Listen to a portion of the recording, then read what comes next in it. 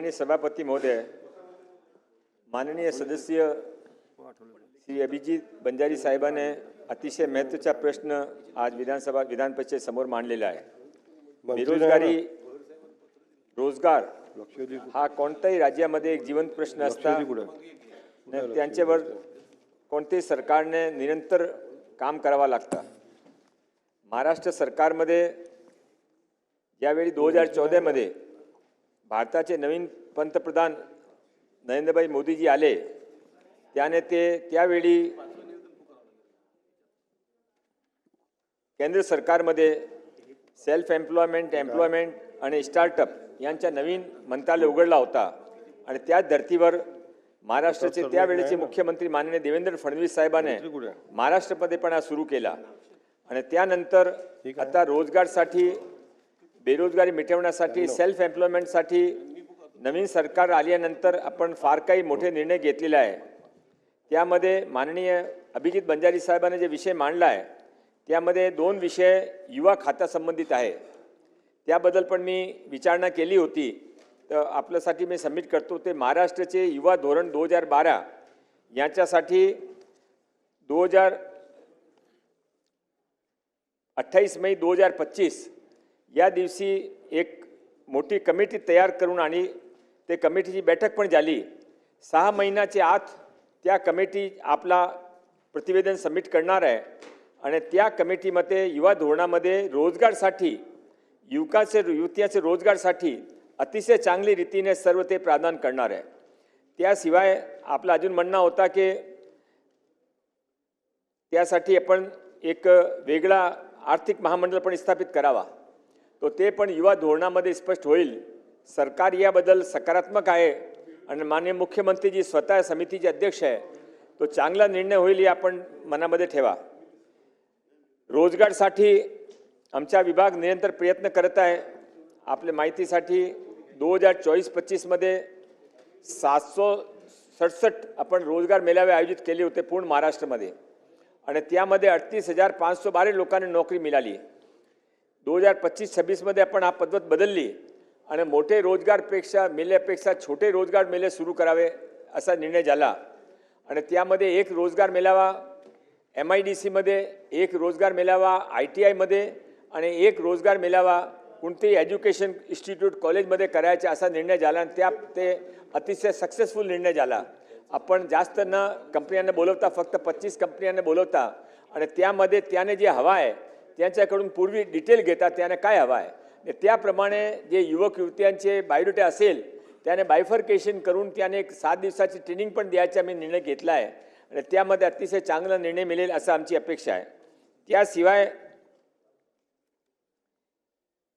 माननीय पंतप्रधानचे हस्ते आपण मुख्यमंत्री आचार्य चाणक्य कौशल विकास योजना सुरू केली होती आणि ते कौशल विकास योजना आपण 400 कॉलेजेसमध्ये सुरू केली आणि आता ते कॉलेजपेक्षा ट्रान्सफर करून आपण सर्व ITIची डिमांड आली होती की आम्ही ITI मध्ये करावा, तर आपण ITI मध्ये ते सर्व शिफ्ट करत आहे।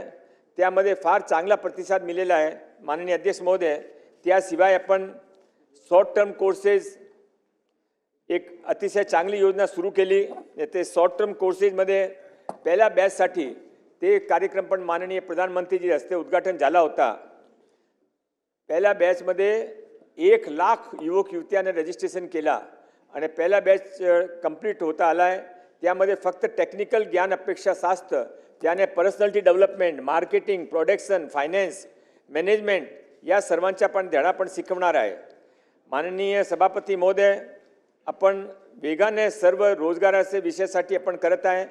त्याशिवाय युवक युवतीसाठी फॉरेनमध्ये फार मोठी रिक्वायरमेंट उभी झाली आहे, तर त्याने फॉरेन लँग्वेज आणि फॉरेनचा कल्चर आणि फॉरेनचे जे रिक्वायरमेंट आहे त्याच्या मिनिमम प्रशिक्षण यासाठी आपण स्वामी विवेकानंद इंटरनॅशनल अकॅडमी अशी विद्याविहार मुंबईमध्ये सुरू केली आहे। ते पूर्ण झाली आहे। आता 1 महिन्याच्या आत तिथे कोर्सेस सुरू होईल। स्वरोजगारसाठी पण आपण फार काही सुरू केले आहे। मी आपले विश्वास देऊ इच्छितो, आपल्या माध्यमातून महाराष्ट्र लोकांना विश्वास देऊ इच्छितो की महाराष्ट्र सरकार माननीय देवेंद्र फडणवीस साहेबांच्या नेतृत्वामध्ये रोजगारसाठी अतिशय सजग आहे आणि चांगली रीतीने आपण सर्व योजना राबवू। धन्यवाद। पॉइंट ऑफ प्रोसिजर सगळ्यात पहिले आपल्या विधान परिषदच्या नियमाप्रमाणे हा जो 93 अन्वय जो प्रस्ताव या ठिकाणी ठेवलेला आहे याचं जर उत्तर रेकॉर्डवर आलं असतं आणि आम्हाला मिळालं असतं तर मग त्याच्या माध्यमातून उत्तराच्या माध्यमातून समजा काही त्रुट्या राहिल्या असतील किंवा काही प्रश्न उपस्थित झाला असता तर मग तो या ठिकाणी उपस्थित करण्याची परवानगी सभासदाला मिळते. ते लेखी उत्तर आलं नाही. आता दुसरा प्रश्न असा आहे की साहेब एक मिनिट मला निवेदन करू द्या ना प्लीज. साहेब याच्यामध्ये जो आहे की आपण राज्यातल्या पदवीधर बेरोजगारांना त्यांना मासिक 10,000 रुपये भत्ता मिळाला पाहिजे अशा पद्धतीचं या ठिकाणी हा प्रस्ताव आम्ही दिलेला आहे. या प्रस्तावाच्या अनुषंगाने आपण जे महाराष्ट्र शासनाचं जे काही युवा धोरण आहे 2012मध्ये जाहीर झालं होतं, कालांतराने त्या संदर्भामध्ये शासनाने एक समिती तयार केली होती. त्या समितीचा अजूनपर्यंत अहवाल आला नाही. नंतर कालांतराने त्या समितीमध्ये सुद्धा बदल झाले. मुख्यमंत्री स्वतः या युवा धोरणाची जी काही समिती आहे त्या समितीचे अध्यक्ष मुख्यमंत्री साहेब आहेत, परंतु त्या समितीची बैठक झाली नाही. हा केवळ याची पार्श्वभूमी किंवा याचा रेफरन्स म्हणून आम्ही दिलेला आहे. बेसिक आमचा प्रश्न आहे की जे कौशल विकास मंत्रालयाच्या अखत्यारीत राज्यातल्या सर्व युवकांना जोपर्यंत रोजगार मिळत नाही तोपर्यंत अशा बेरोजगार पदवीधरांना मासिक 10,000 रुपये निर्वाह भत्ता मिळणार का, हा स्पेसिफिक प्रश्न या निमित्ताने आहे. त्याच्यावर स्पष्टीकरण माननीय मंत्री महोदयांनी द्यावं अशी विनंती आहे. थोड़ा साहेब. माननीय सभापती महोदय, मी माननीय अभिजित बंजारी साहेबांच्या पण बोललो. मी माननीय सभापती शिंदे साहेबांच्या कॅबिनमध्ये पण जाऊन त्यांच्या समोर पण ही स्थिती मांडली. हा जे जवाब त्यांचा प्रश्न होता की ते उत्तर मला मिळालं नाही. उत्तर तयार होता पण त्यामध्ये युवक तुम्हाला आता जे आपण प्रश्न विचारला की एक समिती गठीत केली होती, ती समितीमध्ये मीटिंगमध्ये काय झाला, कधी ते धोरण येणार आहे, तो ते माझ्याकडे त्यांचा जवाब नव्हता म्हणून मी त्यांच्यावर डिपेंडेंट होतो. मी आपलं सांगितलं होता तरी पण आता सर्वांचा म्हणणं झाला की आजच आपण जवाब द्या. मी परत एक वेळा रिक्वेस्ट करतो, माझ्या रोजगार विभागाचे सर्व जवाब माझ्याकडे तयार आहे पण आपण सहकार करावा. उद्या आपण ते युवक क्रीडा मंडळ ते तर्फे जवाब घेऊन एकत्र जवाब उद्या सकाळी आपल्या डेस्कवर मिळेल आणि उद्या आपण यावर नेहमी मोठी चर्चा करू. आपल्या युवाकडे क्रीडा विभागाकडनं जे काही उत्तर येईल त्या ब्रीफिंगच्या आधारावर मग या ठिकाणी त्याच्यावर चर्चा करण्यात येईल. तर तशा पद्धतीचा आपण निर्देश द्यावे.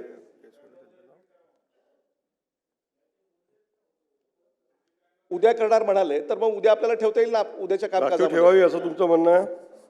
विधान परिषदेमध्ये विरोधी पक्ष म्हणजे राजा ते जे म्हणणं ते कानून त्याने आज करायचे आज करू, उद्या करायचे उद्या करू, मला काही प्रॉब्लेम नाही. उद्या काय करायचे, आजच करावी ना.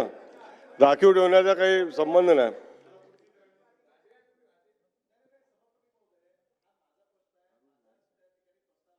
ह्याच्यावर बोलण्याचा अधिकार मलाच आहे.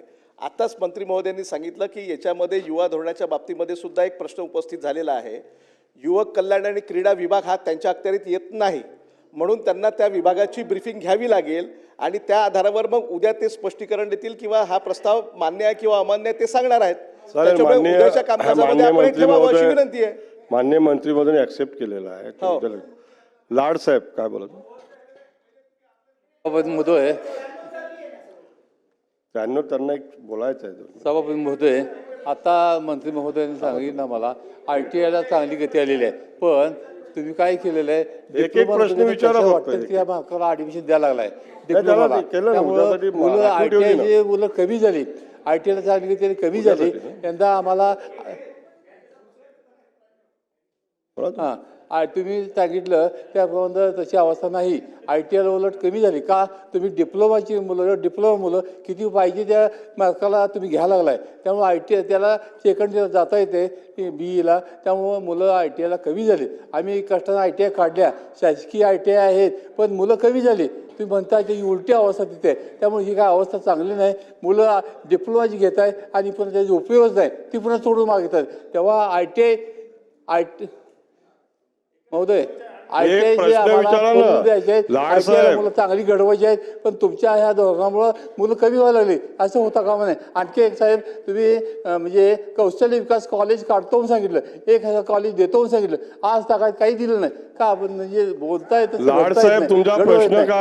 चांगली अवस्था नाही. आम्हाला ITI मुलं घडवायचे आहेत, चांगली मुलं घडवून आम्हाला द्यायचे आहेत पण उद्योगधंद्याला द्यायचे पण ह्या सगळ्या तुमच्या धडसो धोरणामुळे आम्हाला देता येत नाही. त्यामुळे उपाय निघावा. मंत्री महोदय आपण सभापती महोदय, माननीय अरुण लाड साहेबांनी मी सांगू इच्छितो हे त्यांच्याकडे जे इन्फॉर्मेशन आहे, माझी माहितीप्रमाणे ITI मध्ये मुले कमी झाल्याने जास्त वाढले. तरी पण एक मिनिट आज आपला ऑलरेडी निर्णय झालेला आहे. उद्या यावर आपण सविस्तर चर्चा करू. अरुण लाड साहेब पण बोलले, आमचे प्रसाद लाड पण बोलणार आहे. दोघेही लाडचे आपण उद्या जवाब देऊ.